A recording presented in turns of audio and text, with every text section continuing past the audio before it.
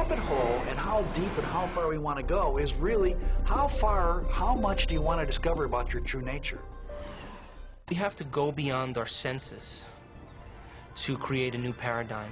It may very well be that what's going on inside of you, in your brain, in your nervous system, in your nature of observation, how memory works, how mind works, it may very well be that what is happening there is some kind of observer-matter interrelationship which is indeed making things real for you, affecting how you perceive reality. It's not changing the reality out there. You know, you're not changing big chairs and big trucks and bulldozers and rockets taking off. You're not changing those, no.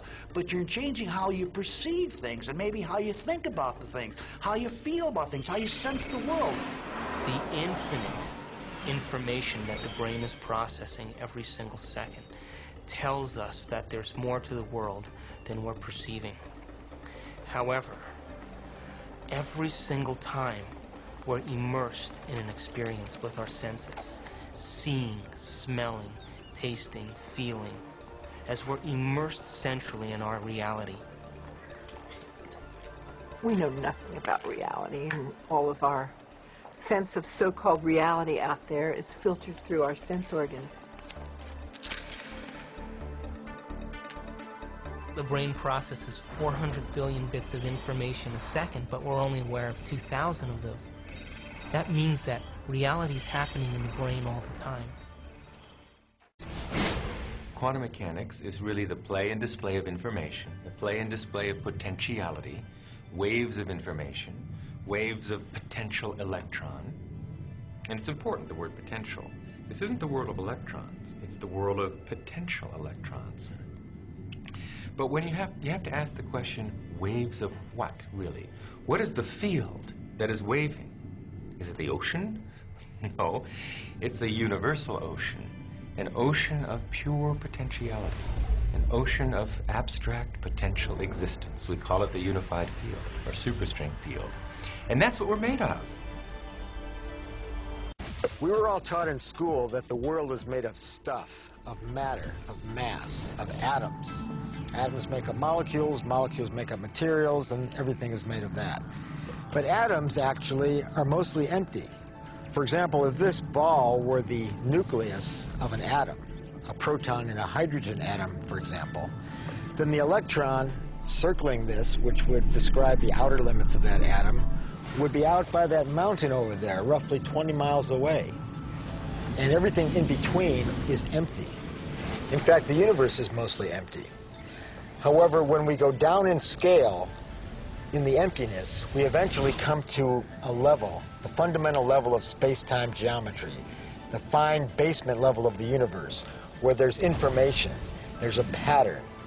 It's called the Planck scale, and it's the fabric of the universe. And at that level, there's information that's been there since the Big Bang.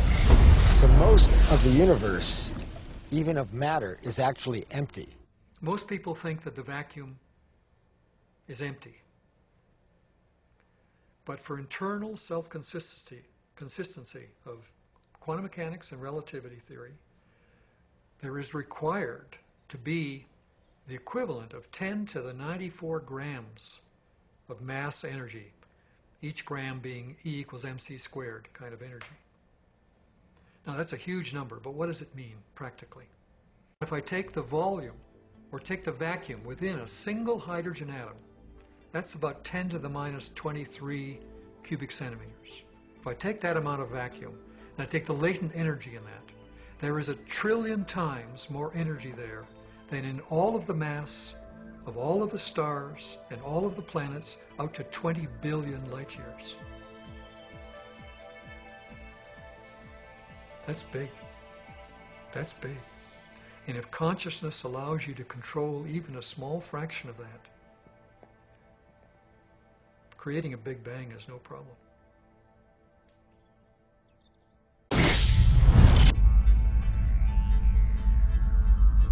The tighter physics have tried to grasp onto physical reality, to understand what it's really made of. What are the core building blocks of life? At the basis of it all, life, the universe, slips through your fingers. and you come up with something that's increasingly abstract to come to the realm of pure abstraction. And that's what the unified field is. It's pure abstract potential, pure abstract being, pure abstract self-aware consciousness, which rises in waves of vibration to give rise to the particles, the people, everything we see in the vast universe.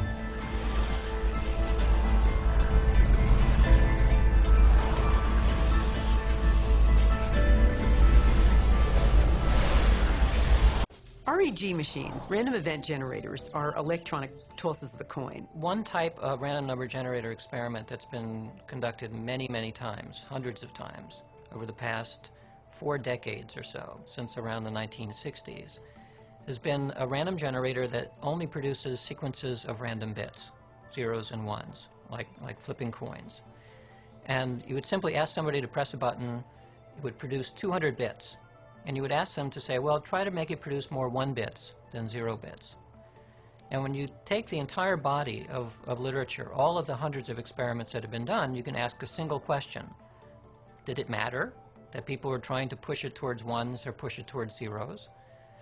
And the overall answer is yes, it does matter. That somehow intention is correlated with the operation, with the output of these random number generators, such that if you wish for more ones, somehow the generators produce more ones.